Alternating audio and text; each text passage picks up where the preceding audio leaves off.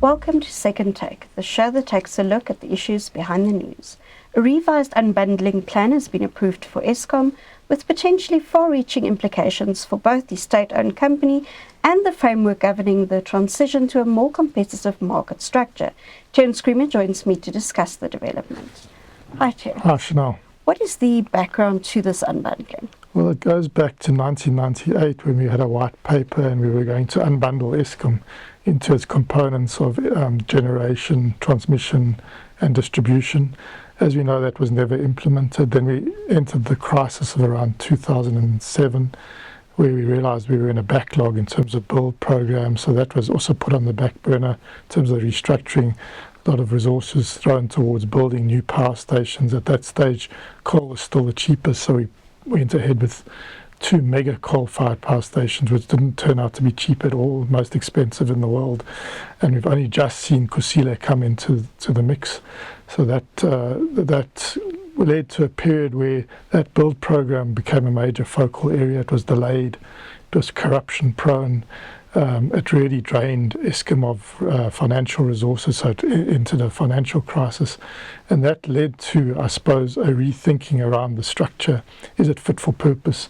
And, we had at the time, the Department of Public Enterprises eventually put out a sort of a white paper around the future of Eskom, which again emphasized the need for unbundling. And we've been in that process of implementing that sort of white paper for a while, but with some concerns always being raised by Eskom. And there's been the unbundling of legally of some way or structurally of the NTCSA, so it has its own board, but it's still under Eskom Holdings. And there was a view now that under the new Electricity Regulation Act, which came into force this year, a time frame was set for a full unbundling of what was called the transmission system operator. So the clock was ticking. And we saw under Operation Vulindlela some issues were being raised, around this being an area of concern, that there were delays and pushing for some certainty. And now we have the revisions announced. What revisions have been approved? So, approved by the Minister of Electricity and Energy and also the Eskom Holdings Board is a structure where we have a number of subsidiaries. So we'll have the generation company. We'll have a new entity called Eskom Green that's going to have the renewable businesses under that. There's going to be the distribution entity. There's going to be a trading entity. And then the big thing is the NTCSA, which I think there was a view that this was going to be fully unbundled with its assets to form within this 5-year horizon, the TSO, the Transmission System Operator. That's no longer the case. The case is going to be that NTCSA is going to be retained as a subsidiary of Eskom Holdings as it is now, and it retains the assets, the grid assets. And then there's going to be a process set in motion to set up a TSO, a transmission system operator, outside of Eskom without the transmission assets, but to still being the transmitter. So it's quite sort of a grey area, and it's supposed to be responsible also for the maintenance and operation of the grid. So that's a very grey area for me. But be that as it may, it's going to be the transmitter. It's going to give what they say fair access to the grid for Eskom Generation, Eskom Green, and all the IPPs that we see emerging, and that's been a major bone of contention. It's going to set the sort of tone for the TDP, what we need. It's going to be responsible for system operation. So system operation was very key. We used to be very alive to it as South Africans, because every day the system operator would decide a few years ago whether the lights would stay on or what the schedule would be for load shedding. It would also be the market operator. Now we know NTCSA recently got the license to be the market operator, so that will have to be transferred across to the TSO. And the market operator is going to be important as we set up the South African wholesale electricity market, supposedly around April next year. We'll see if that deadline is met.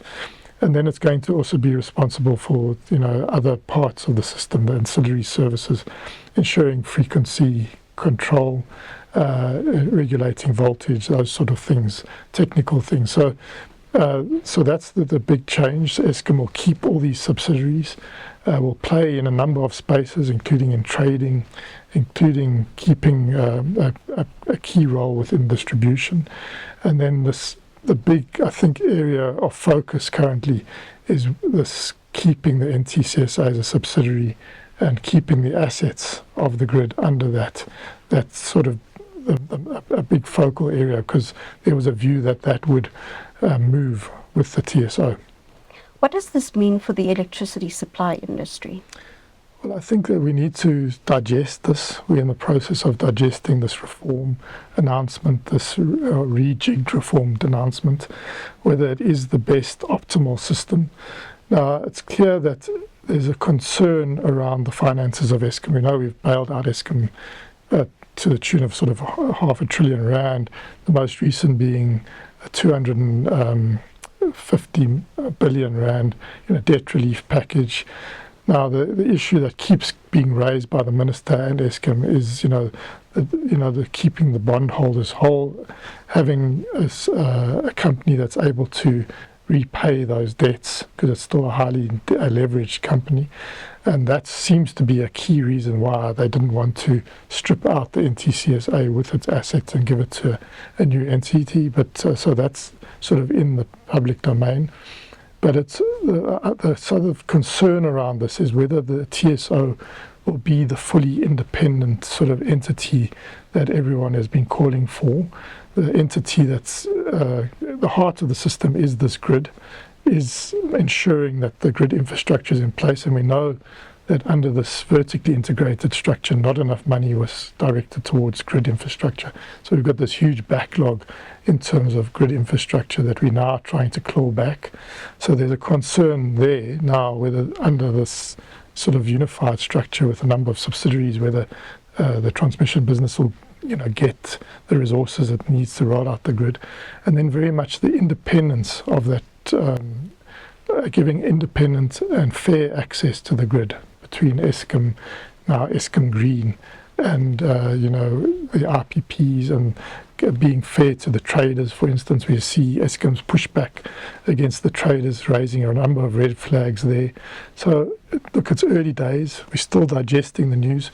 What it fully means for this transition to a more competitive market, which I think we need to do, because the price trajectory under the vertically integrated structure has been terrible.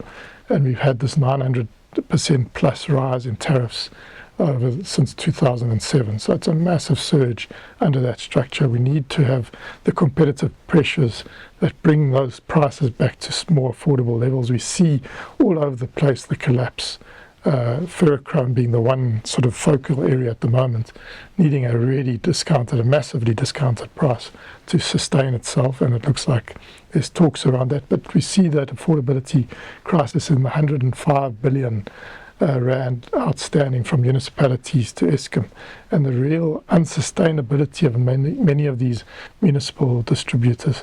So we need these competitive pressures to bring those prices sort of back under control.